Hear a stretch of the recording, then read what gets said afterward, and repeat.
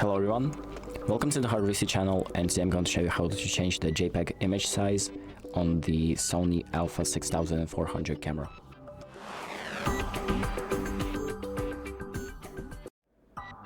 So the first thing that we're going to do is open up the settings by pressing the menu button, and then we're going to select JPEG image size. This option is located in the first tab and the first page, so JPEG image size. And here you have a few options, so large, medium, and small.